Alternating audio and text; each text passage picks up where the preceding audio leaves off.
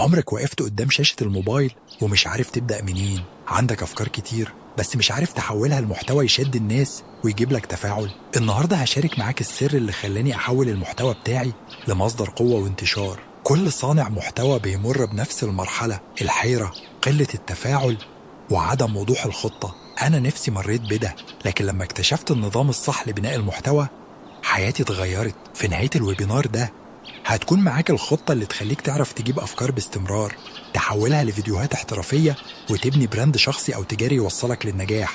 أنا خالد عز الدين، مؤسس أكسس ميديا. اشتغلت مع أكبر براندات في مصر والعالم العربي، وساعدت مئات صناع المحتوى والشركات يبنوا هويتهم ويضاعفوا مبيعاتهم من خلال محتوى مؤثر. زمان كنت زيك بالظبط، بقعد بالساعات أفكر في فكرة فيديو، ولما أنزل حاجة ما تجيبش التفاعل اللي متوقعه كنت فاكر إن المشكلة فيا، لكن الحقيقة إن المشكلة كانت في النظام اللي ماشي عليه. أكبر عقبة كانت إني مصدق إن صناعة المحتوى محتاجة إلهام ومزاج. الحقيقة إنها محتاجة خطة واضحة. اللي غير حياتي كان اكتشافي لطريقة منظمة اسمها Content Funnel System.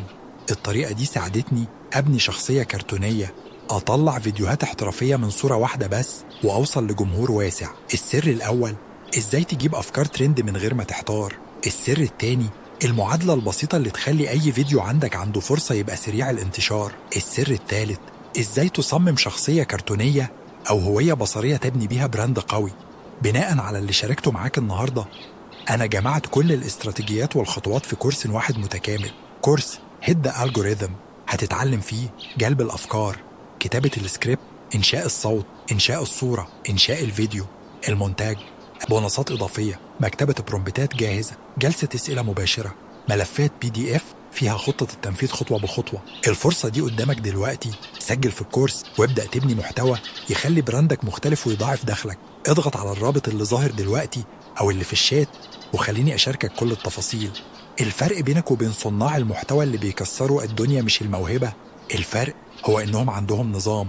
لو عايز تبدأ صح وتبني نجاحك بخطوات عملية، الكورس ده معمول عشانك. وكل ده تقدر تعمله بس من موبايلك. مستني إيه؟